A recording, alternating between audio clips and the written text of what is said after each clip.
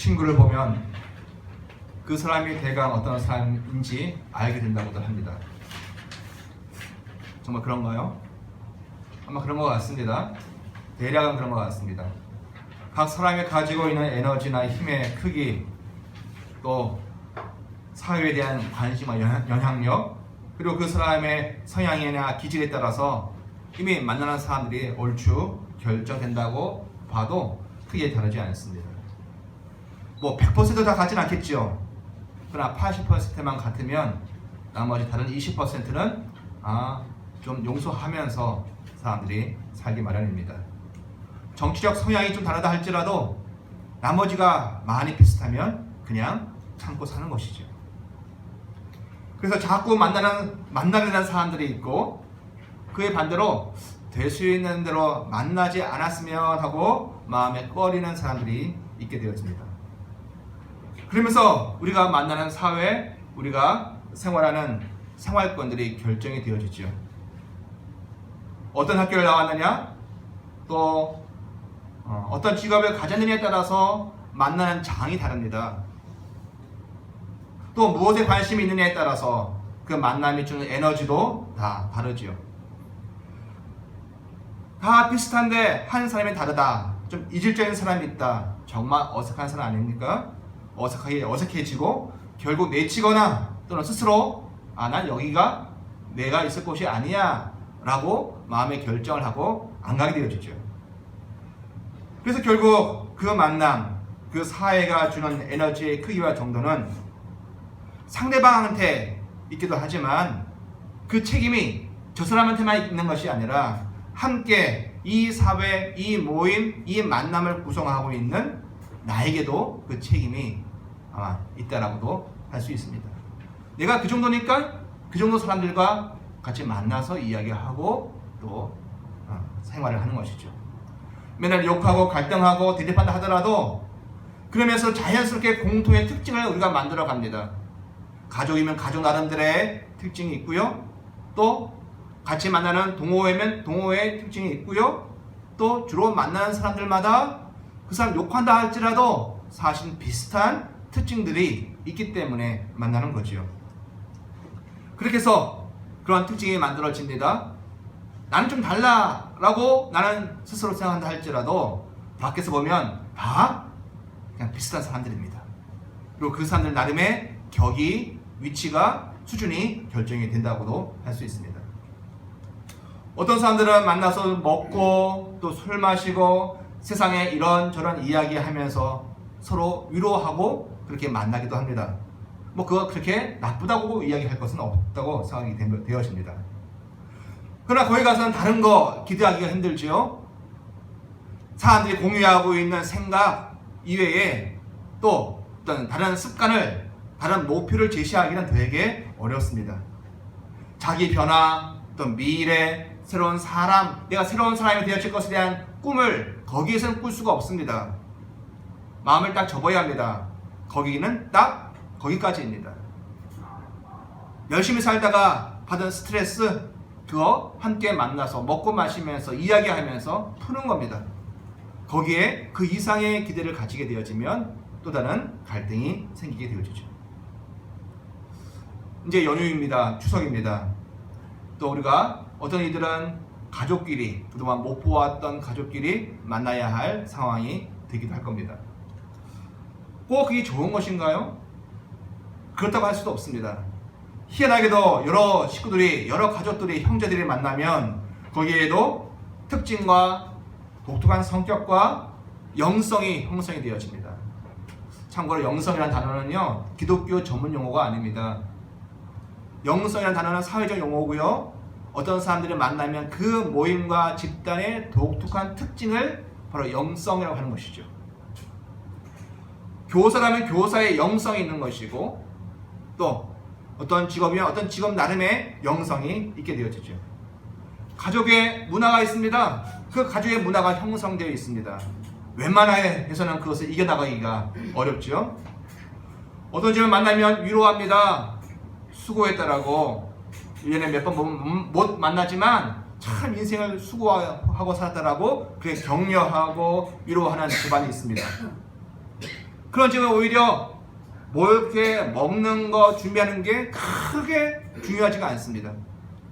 먹는 거 준비하다가 갈등이 생기는 것보다는 오히려 먹는 거 덜 만들고 나가 먹으면서 사 먹으면서라도 서로 위로하고 서로를 격려하는데 목적을 두기도 합니다.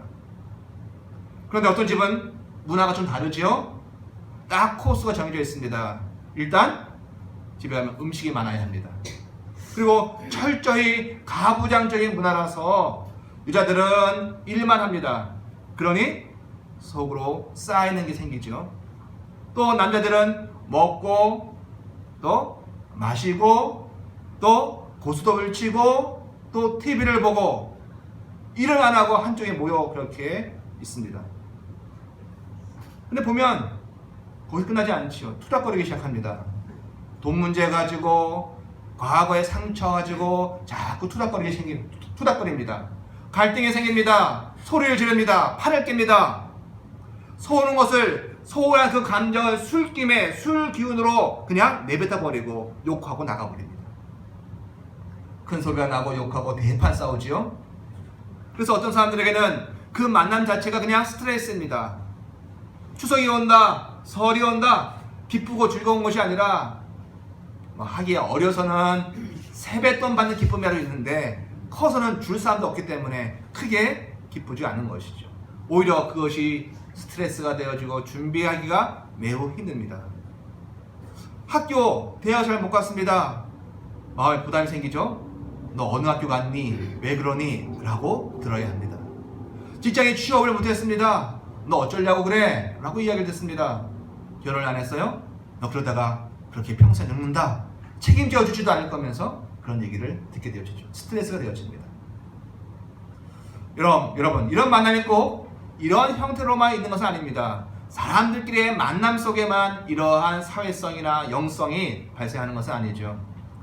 우리가 하루 24시간을 지내는 동안 우리는 주로 무엇을 보고 있고 우리는 주로 무엇을 만지고 있습니까? 어떤 사람은 책을 들고 다닙니다. 책이 자신 손에 늘 쥐어져 있습니다. 책을 읽는 사람들이 있습니다. 1년에 또 2년에 3년에 하루에 한 권씩 책을 읽어서 3년 남짓 해서 1,000권의 책을 읽는 것을 목표로 하는 사람들이 요즘 많아지고 있습니다. 또 그런 책도 나와 있죠. 그러려면 굉장히 바쁩니다. 항상 책을 손에 들고 다녀야 되고요. 그리고 무조건 그것을 보아야 하는 것이죠. 거기에 에너지를 쓰기 위해서 집중을 합니다. 그러려니까 아침에 일어나자마자 첫 15분은 무조건 책을 봅니다. 또 남들보다 일찍 회사에 출근해서 이제 영업 근무 시간 전 30분은 또 책을 읽습니다. 점심 시간에 밥을 일찍 먹고 또 15분 책을 읽습니다. 나머지는 집에 와서 TV 보지 않고 덜 보고 약 1시간 정도 책을 봅니다. 그렇게 해서 짜내서 약 하루에 2시간 정도의 독서 시간을 마련을 하죠. 그러기 위해서는 이전의 삶을 좀 접어야 합니다. 핸드폰에 있는 게임 앱이나 어떤 채팅 앱이나 여러 가지를 지워야만, 그것을 보지 않아야만 그 2시간의 시간이 만들어지죠. 그제 한번 놀랐습니다. 제가 유튜브에 제가 얼마만큼 하루에 유튜브 영상을 보는 기능이 있습니다. 봤더니 꽤 많은 시간 유튜브 영상 시간으로 기록되어 있습니다. 여러분 어떠신가요? 우리 삶 속에 내가 무엇을 주로 보고 있고 무엇을 주로 만지고 있습니까? 하루에 2시간 책 읽는 거 그게 그렇게 쉽지만은 않지만 어떠한 사람들은 그것으로 자기의 변화를 이루어가기도 하죠. 그러면서 자기에게 적용하고 또 그것이 자기를 바꾸어 나가는 것들이 재미있다 보니까 이제는 책 읽는 것이 읽었다라고 하는 자부심보다 내가 내 인생이 바뀌는 것에 관심이 있고 재미가 있고 그것을 향해 나아갑니다. 습관이 바뀌고 생활이 바뀌는 것이죠. 새로운 목표가 생기고 자기 자신에 대한 평가가 이제 막 바뀝니다. 내가 이러한 것도 할 수 있구나. 내가 새로운 것도 할 수 있구나 라고 하는 자기 변화에 대한 확신을 가지게 되어지죠. 정말 내가 이 땅에 살아가면서 안 해본 게 많지만 참 할 일이 많다는 것도 보게 되어지죠. 새로운 삶에 대한 기대가 생기죠. 그러면서 정과는 다른 또 다른 수준, 또 다른 격으로 자기를 바꾸어가는 삶을 살게 되어집니다. 그렇습니다. 사람은 누구나 무엇을 보느냐 그리고 무엇을 만지느냐에 따라서 자기가 누군지가 그렇게 바뀌어집니다. 그럴 가능성이 우리에게 주어진다는 것 자체가 참으로 감사한 거 아닙니까? 어떤 이들은 말합니다. 에덴 동산에 왜 하나님이 선악을 알게 하는 나무를 만들어 두셔가지고 인간이 타락하게 만들었느냐 말하지만 우리는 그것이 오히려 감사한 것이지요. 하나님이 인생을 사람을 만드셨는데 선택할 수 있는 가능성을 우리에게 주셨다는 것이죠. 이것밖에 못하는 것이 아니라 내가 무엇을 선택하느냐에 따라서 내 인생이 바뀌고 나의 삶의 가치가 바뀌고 내 인생의 격이 바뀌는 것이죠. 금단의 열매, 선과 악을 아는 지식 열매를 보고 그것을 만질 수도 있고 그것이 아닌 다른 것을 보고 다른 것을 만질 수도 있는 것이 인생이고 바로 사람된 우리들이죠. 요한일서는요 바로 이 문제를 다루는 것으로 오늘 이 편지를 시작하고 있습니다. 당시 사도 요한이 몸 담았던 그 교회 공동체는 두 세력이 같이 존재를 하고 있었습니다. 한쪽은 유대교에 친숙한, 유대교회에 아주 친숙한, 태어나면서부터 율법에 아주 전념했던, 그것에 몰두하고 삶을 거기에 일치시켰던 유대인들이 그 교회의 한 부류를 이루고 있었습니다. 그들의 이전 신앙은 유대교였습니다. 율법을 지키는 것이 그들의 신앙의 전부였습니다. 비록 지금 교회에 와 있어도 그들의 몸에 무엇이 배어 있어요? 율법을 지키고 정결법을 행하고 또 하나님만이 유일한 하나님이시다라고 하는 이것이 그들의 몸에 가득 배어 있는 거죠. 마찬가지입니다. 우리가 교회에 다 와 있지만 우리가 세상 속에서 어떠한 삶을 살고 있느냐, 그것이 사실은 교회에 와서 우리의 삶의 태도와 우리의 신앙의 색깔들을 많이 결정을 하지요. 우리 모두는 우리 조상들이 유교와 불교와 그 샤머니즘에 쩌들어 살았던 인생들이었습니다. 우리 모두도 은연중에 복을 기대하고 은연중 이 땅의 기복과 더 많은 물질을 가질 것에 대한 소원을 가지고 있는 상태에서 우리는 교회에 오기도 합니다. 그래서 우리 그 배경을, 그 삶의 컨텍스트를 무시하기가 어려운 거죠. 오늘 나는 나의 삶의 컨텍스트에 영향을 받고 있는 것이지요. 어릴 적 부모한테 인정받지 못하는 그 상처를 그대로 가지고 이 자리에 와 있고요. 어릴 적 먹지 못하고, 어릴 적 가지지 못하고, 어릴 적 배우지 못한 그 상처 그대로 오늘 우리는 그거 가지고 이 시간 예배하고 신앙을 하고 있다는 얘기입니다. 바로 율법을 최고의 가치로 두고 살았던 유대인들이 지금 요한의 교회의 한쪽 다수를 이루고 있는 겁니다.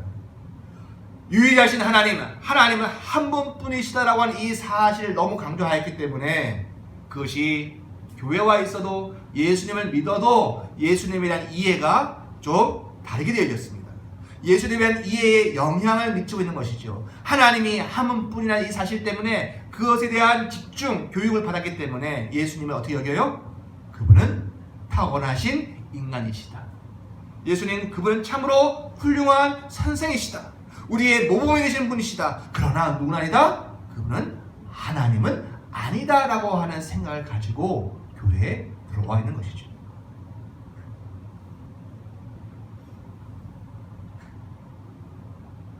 또 그 교회 한 부류에는 당시 헬라 사람, 그리스에 살고 있는 이방인들이 들어와 있었습니다. 거기에는요, 유대인이지만 전 세계, 그리스의 전 세계에 흩어져 살다가 유대의 헬라어와 유대의 히브리어는 다 있고 이제 헬라어로 자신의 모국어를 삼고 있는 디아스포라 유대인들도 있습니다. 마치 미국에 있는 한인 3세, 4세 정도 된다고 생각하시면 될 것 같아요. 그들에게 익숙한 것은 모세의 율법이나 유대교보다도 그들이 접하고 있는 그리스 문화이고 그리스의 신화이고 그들이 수없이 섬겼던 신전에서 만났던 그리스의 신들이었었습니다. 그렇게 형성된 가치관을 가지고 예수를 믿고 교회에 들어왔습니다. 그러다 보니 그리스 신화에 있어서 모든 것이 다 신이었거든요. 사랑의 신이 있고 큐피드 신이 있고 또 죽음의 신이 있고 모든 것이 다 신이었기 때문에 그들에게 너무 쉬운 것이 있었습니다. 무엇이요? 예수님, 그분은 신이시다, 하나님이시다, 이걸 받아들이는 것이 너무 그들에게 쉬운 것이었죠. 대신에 예수님이 사람이라는 사실은 굉장히 받아들이기가 어려운 이야기였었습니다. 예수님은 신이시다, 하나님이시다, 이걸 믿습니다. 그런 바탕에서 지금 요한이 섬겼던 교회 공동체가 이루어지고 있고요. 그렇기 때문에 소위 가연설, 우리 나중에 요한일서를 공부하면서 또 말씀을 전하면서 나오겠지만, 예수님이 십자가에 못 박혀 돌아가실 때에 완전한 사람이며 완전한 하나님이신 그 예수가 죽은 것이 아니라 청년 사람 예수가 죽은 것이고, 그 죽기 전에 그의 잠시 인탁되어졌던 그리스도 신은 떠나가셨다라고 하는 가짜 죽음, 가연설이 거기에서 나오기도 합니다. 여러분, 교회가 완전한 신앙의 고백과 그것을 믿는 믿음으로 서야 되는 것은 맞는 말이지만, 현실 교회는 어떻습니까? 한쪽은 예수님 그분을 사람으로만, 존경의 대상으로만 여기는 그런 분파가 있었고요. 한쪽으로는 아니다, 예수님은 진짜 신이다, 근데 사람은 아니다라고 왜곡되어진 신앙을 가지고 있는 이들도 있었다는 거죠. 우리는 어떤가요? 우리는 이 사회 속에 물질이 신이 되어져 있는 이 사회 속에 살고 있기 때문에 어떤 면에서 우리도 우리의 신앙이 100% 온전한 하나님의 말씀에 일치하는 신앙이라고 보기에 어디에인가 문제가 있다라고 생각이 되지 않겠습니까?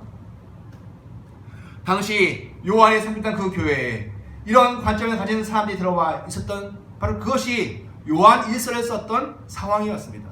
잘못된 신앙, 소위 이교도, 또 거짓 이단들이라고 이야기하는 이 신앙들이 들어와 있었던 것이죠.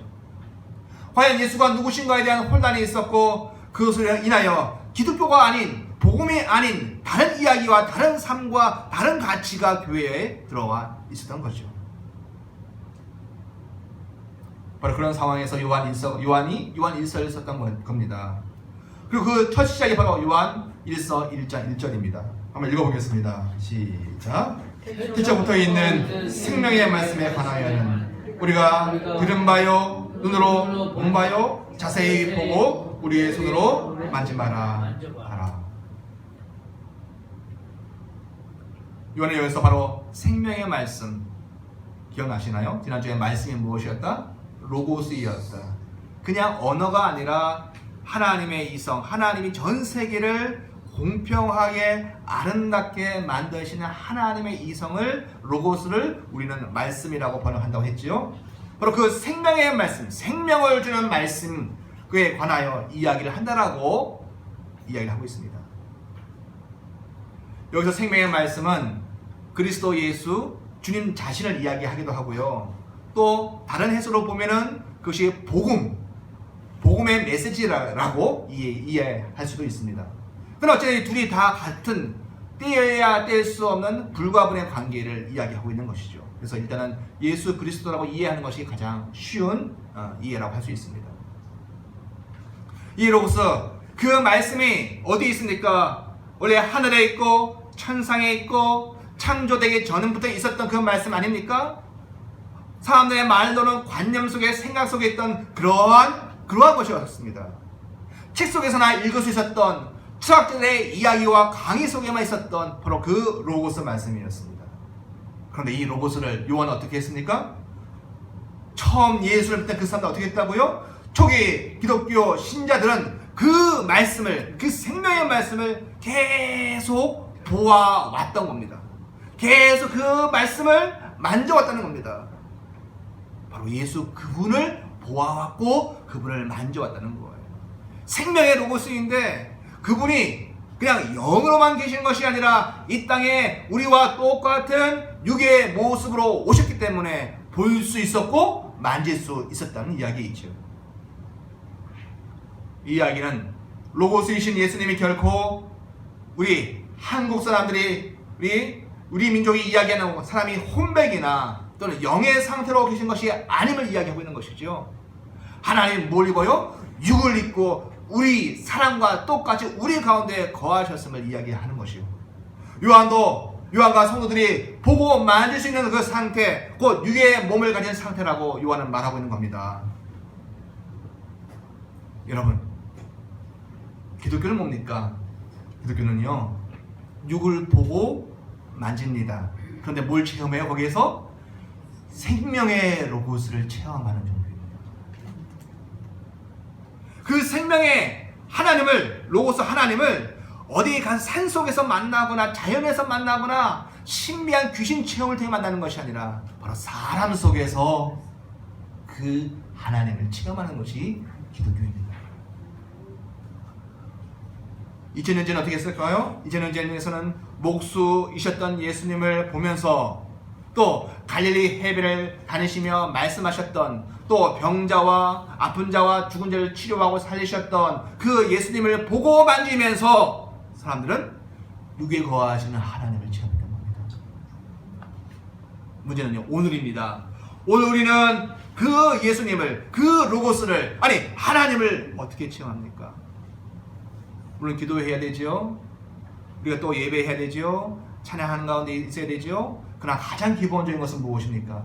예수 믿는 신자의 몸과 삶을 보며 거기에서 우리 속에 와 계신 하나님, 바로 그 로고스를 경험을 하는 겁니다. 그러므로 저 세상이든 우리 가운데 있는 사람들이든 하나님을 어떻게 경험해요? 내가 신적인 경험을 했어, 내가 환상을 봤어, 그럴 수 있는데 그거는 아주 덜 중요한 것이죠. 무엇을 보고요? 사람을 보면서, 사람 속에 예수 믿는 사람 안에 있는 로고스를 보면서 우리는 하나님을 체험하는 것이죠. 여러분들이 어떻게 예수를 믿게 되었습니까? 바로 그 로고스를 체험한 것을 통해서 예수가 하나님이시라는 사실을 믿고 경험을 한 것이죠. 그런데 그것이 어디요? 바로 사람 가운데 거하시는, 그 우리 가운데 거하시는 그분을 경험을 함을 통해서 만나는 겁니다.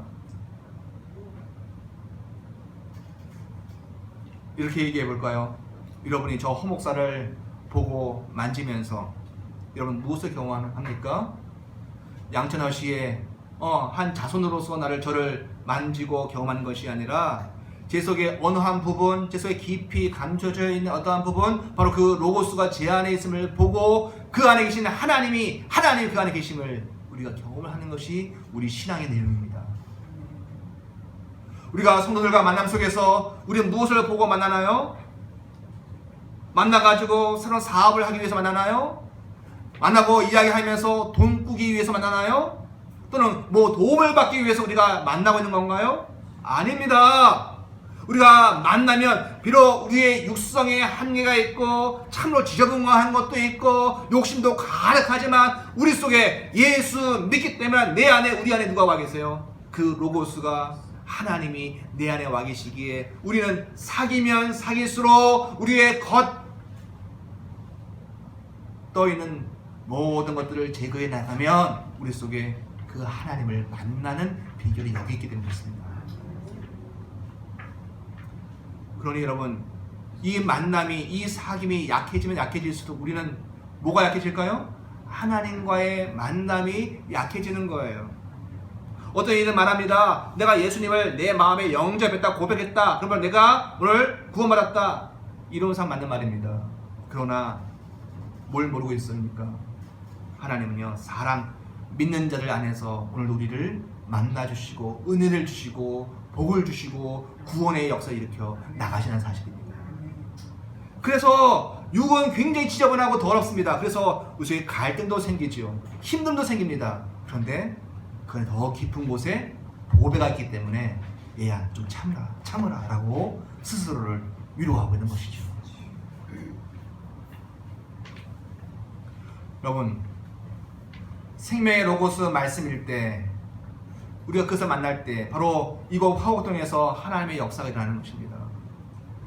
우리가 서로를 사회가 이야기하고 대한민국이라는 사회 국가가, 세상 국가가 이야기해주고 있고, 또 그들의 학벌과 그들의 직업과 그것으로 알면 역사가 없어요.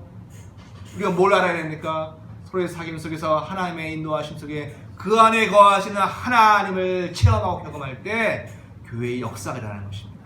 왜? 하나님이 하나님을 만나는 거예요. 내 안에 계신 하나님이 여러분 안에 거하시는 하나님을 만나고 여러분의 실족하고 힘든 그 심령이 하나님의 영광을 체험함을 통해서 서로 속에서 세임을 얻는 겁니다. 예수님은 그런 면에서 로고스 자체이십니다. 그래서 그분을 만지고 그분을 볼 때마다 우리는 하나님을 만나고 하나님을 경험합니다. 이런 면에서 우리의 한계가 있죠. 우리는 로고스 자체입니까? 우리는 하나님 자체입니까? 문선명은 그렇게 얘기할 수 있고 이단 교주들은 그렇게 이야기할 수 있지만 우리는 차마 그 말을 할 수가 없어요. 우리는 로고스 자체가 아닙니다. 하나님 자체가 아닙니다. 내 안에 욕심 가득하고 돈 좋아하고 감각에 빠르고 그리고 나를 알아주는 것에 굉장히 우리가 기뻐하는 우리의 이기적인 것을 가지고 있는 여전한 육성을 가진 인생들입니다. 그렇기 때문에 그냥 로고스가 나오지 않아요. 그냥 그 하나님이 내 안에 드러나지 않아요. 끊임없이 갈등하고 끊임없이 자기를 받게 해야만 그래야 내 안에 하나님이 조금씩 드러나는 거죠. 여러분, 둘째로 이 로고스의 특징을 말하면서 요한이 2절에서 말합니다. 우리 2절 한번 읽겠습니다. 시작. 이 생명이 나타나신 바 되었는지라 이 영원한 생명을 우리가 보았고 증언하며 너에게 전하노니 이는 아버지와 함께 계시다가 우리에게 나타내신 바 된 이시니라. 아멘.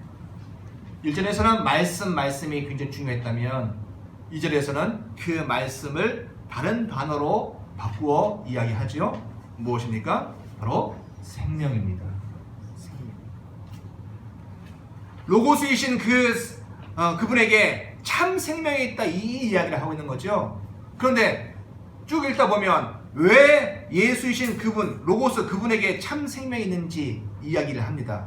왜입니까? 그 이유는 예수님이 그 로고스가 아버지, 우리 성경에는 안 나와 있지만 하나님을 얘기하는 거죠. 아버지신 하나님과 늘 함께 계셨기 때문에 그 로고스가 곧 생명이라고 얘기하고 있는 거죠. 영원하신 하나님, 그 생명의 하나님과 함께 하신 로고스이기 때문에 그 로고스는 우리에게 생명을 주는 로고스가 되어졌습니다. 분리할 수 없는 상태이지요. 그러하기에 그 로고스 예수를 만난다는 것은 곧 함께 하신 누굴 만나는 거예요? 하나님을 만나는 거예요. 아들이 이민을 갔습니다. 거기에서 공부하는데 공부는 안 되고 이러저기 망가진 인생을 살았습니다. 영국에 있는 자기 부모에게 도움을 구했습니다. 도움을 구했는데 아버지가 책을 잔뜩 보냈습니다. 책을 읽어라. 책 속에 너의 살 길이 있다 했습니다. 아들이 열받았습니다. 당장 힘들어 죽겠는데 무슨 책을 읽으라고. 안 받습니다. 그런데 책이 책에서 떨어지면서 딱 알게 된 게 있었어요. 책 한 장 한 장마다 돈이 들어가 있는 겁니다. 그 책에는 뭐와 함께 있어요? 아버지의 사랑, 돈이 살리는 돈이 그 안에 있었던 거죠. 마찬가지로 로고스가 임하면은 그 로고스가 로고스 혼자 오는 것이 아니라 누가 같이 와요? 생명 되신 하나님이 같이 오는 겁니다. 우리가 로고스를 예수를 받았다는 얘기는 그 로고스이신 예수님과 함께 생명 주시는 하나님, 생명 자체이신 하나님이 내게 오시는 거죠. 그럼 여기에 신비가 있습니다. 예수 그리스도가 반드시 인간이셔야 하는 이유가 있지요. 왜요? 그래야 인간인 내가 그 예수님을 만나고 교제하고 그분과 사귈 수가 있습니다. 그런데요, 예수 그리스도는 또 반드시 하나님이셔야 합니다. 왜요? 그래야 하나님이셔야 하나님과 하나 되시고 하나님과 교제하고 하나님의 생명이 그 안에 있기 때문에 그렇죠. 그래서 우리는 처음에 이런저런 이유 때문에 육성 때문에 예수님을 만났습니다. 어떤 이들은 병 나으려고 병 고치는 예수님, 어떤 이들은 우리 아들 좀 잘되게 해주세요 라고 하는 그 정말 자기 욕심 가지고 예수를 믿게 되었습니다. 유기 하나님, 육신이니까. 어떤 이는 돈이 없으니까 이 극심한 문제 속에서 돈 주는 예수님을 기대하고 만났습니다. 그런데 알고 봤더니 예수님은 그런 분위기도 하시지만은 그 뒤쪽에 누구세요? 바로 하나님이세요. 하나님의 생명이 들어가 있어요. 그래서 극심한 파산에서 하나님의 도움을 구하려다가 예수하게 됐는데 결국 하나님을 만나는 거예요. 생명을 경험합니다. 자녀 문제 때문에 좀 도와달라고 기도하다가 생명 주시는 하나님을 만나게 되어지는 겁니다. 내 몸 고쳐달라고, 아프다고, 지금 죽으면 너무 억울하다고 그렇게 기도하다가 그 뒤에 계신 생명, 영원한 생명이 되시는 하나님을 만나는 거예요. 그래서 교회는요, 걸쳐 있어요. 반은 세상에 딱 걸쳐 있습니다. 여러분 커피 좀 드세요, 우리 잔치해요 라고 사람들이 같은 육의 사람들을 오게 할 수 있도록 세상과 걸쳐 있는 거죠. 그러나 반드시 교회는 어디에 걸쳐 있습니까? 또 생명 되시는 하나님께 걸쳐 있는 겁니다. 여러분 교회는요, 결코 세상 문화센터로 그칠 수가 없는 겁니다. 문화센터 역할을 할 수 있죠. 근데 그것이 어디로 연결되어져요? 하나님께 인도되어지면 그 생명 되신 하나님을 만나 구원받으라고, 너의 영생을 얻으라고 이야기하는 것이지, 바이올린 가르쳐주고 그림 가르쳐주고 영어 가르쳐주는 것으로 끝나는 게 교회가 아니라는 말씀입니다. 전혀 만날 수 없는 분입니다, 하나님은. 그런데 하나님을 만날 수 있는 장이 열린 거죠. 전혀 하나님은 우리 인생과는 다른 차원에 살고 있습니다. 우리는 땅에 살고 있고 하나님은 하늘에 계신 분이십니다. 그런데 우리 주 예수 그리스도 로고스이신 그분 덕분에, 완전한 사람이 되신 덕분에 우리와 만나 주심으로 인하여 그분이 하나님시기에 또 우리가 하나님을 체험하게 되어지고 영생하게 되어지고 하나님의 생명을 받는 자가 되어지는 것이죠. 그렇습니다. 성도에게 새로운 만남의 장이 열렸습니다. 예수 그리스도와 같이 우리도 사실은 세상을 향하여서 철저히 육의 사람입니다. 밥을 먹어야 되고, 그리고 우리의 감각을 이루어야 되고, 그리고 욕구를 또 해소해야 되고, 그렇습니다. 또 그런 줄 알고 우리는 세상 사람과 만나고 사깁니다. 그리고 이야기하지요. 그런데 우린 또한 무엇을 가지고 있어야 합니까? 예수님은 완전한 사람이면서 완전한 하나님이시지만 우리는 완전한 인간은 맞는데 내 안에 작은 부분 하나님의 생명이 들어가 있기에 우리도 예수의 그 발자취를 따라간다면 우리 속에 보여줄 것이 또 있습니다. 우리의 욕심 많은 육성만 보여주면 안 되고 내 안에 하나님의 생명이 있음을 보여주어야 되는 것이죠. 여러분, 우리 안에 그 생명 와 있습니까? 내가 사람인 것은 다 알아요.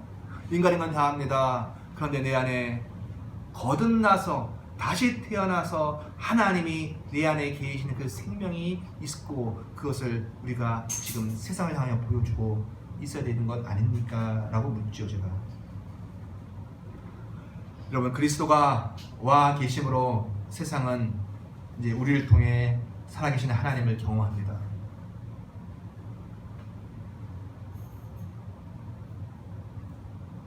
세상은 나를 통해 하나님을 만납니다.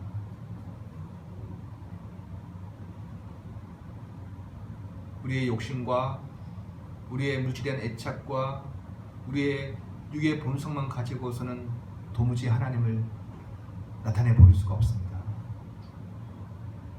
하나님은 우리에게 일하시길 원하십니다.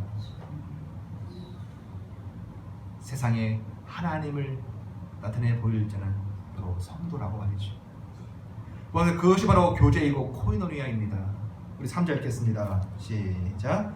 우리가 보고 들은 바를 너희에게 전함은 너희로 우리와 모여 사귐이 있게 하려 함이니 우리의 사귐은 아버지와 그의 아들 예수 그리스도와 더불어 누리는 그것이 사귐이다라고 이야기합니다. 우리가 만났습니다. 같이 식사하시죠. 커피 한잔 하시죠. 그러면서 우리는 한쪽에 우리 가운데 거하시는 그 하나님과 함께 사귀는 그 사귐으로 들어가는 것입니다. 분명히 육으로 만났는데 만나다 보고 또 보게 되어지고 만지다 보면 바로 구원의 길로 인도하는 만남, 사귐, 그 교제가 우리에게 주어져 있습니다. 여러분, 예수 그리스도를 믿으면 우리 안에 새로운 생명, 영원한 생명이 들어와 있게 되어지죠. 세상은 우리 속에서 하나님을 만나고 구원을 경험하게 되어지는 그런 구조를 하나님께서 이 땅에 만들어 두신 겁니다. 성도 여러분, 과연 우리 주위의 사람들은, 성도들은 나를 통해 무엇을 보고 있을까요? 욕심 많은 인간으로 보고 있을까요? 아니면 나를 무엇을 보고 있을까요? 혹시 아픈 과거로 인해 상처받고 거기에 허우적거리고 자포자기한 인생만이 우리가 보여지는 것은 아닌가요? 물질과 또 사람에 대한 욕심과 집착 때문에 탐욕에 점점 병들고 있는 인생만 보여주고 있는 것은 아닌가요? 병드는 것과 죽음의 운명 때문에 애달파하고 자기 연민에 빠져 있는 참 약한 인생만 보여주고 있지는 않습니까? 아니면 할 일이 아무것도 없어 허무에 허덕거리는 것만 보여주고 있지는 않습니까? 그렇다면 먼저 내가 예수 그리스도, 영원하신 하나님과 함께 계시는 내 주 예수 그리스도 주님을, 우리를 구원하신 주님을 먼저 보고 먼저 만지는 일이 있어야 된다는 것이 당연한 논리적 순서 아니겠습니까? 내가 주 앞에 말씀 안에서, 기도 안에서 성령의 체험을 통하여서 주님 오늘도 영으로 만지고 영으로 보는 그 일들이 있어야 돼요. 저야 한다는 것이지. 요한복음 16장 24절에서 이렇게 얘기합니다. 지금까지 너희가 내 이름으로 아무것도 구하지 아니하였으나 구하라, 그리하면 받으리니 너희 기쁨이 충만하리라. 예수님은 더 이상 육의 몸으로 이 땅에 계시지 않습니다. 그럼에도 불구하고 우리가 그분을 보고 만질 수 있는 방법이 있습니다. 기도하시기 바랍니다. 구하시기 바랍니다. 그분과 사귀시길 바랍니다. 그때 주님이 주시는 것은 돈 줄 수도 있고 건강 줄 수도 있고 이러저런 문제 해결을 줄 수 있지만, 근데 성령이 이야기하고 있는 약속은 무엇입니까? 무엇 주신다 하십니까? 너희 기쁨이 충만하게 되어줄 것이다. 여러분, 이 약속이 있습니다. 4절 말씀 보면 우리가 이것을 쓰면 우리의 기쁨이 충만하게 하려 합니다. 여러분, 믿는 자로 성도로 살아간다는 것은 이 기쁨 가지고 살아가는 겁니다. 우리의 사귐의 목표가 여기에 있고 우리가 하나 되어진 이유가 여기에 있습니다. 충만한 기쁨이 바로 어디에? 믿는 자들에게 준비되어 있다는 이 사실을 믿으시는 우리 모두가 되어지려고 합니다. 기도하시겠습니다.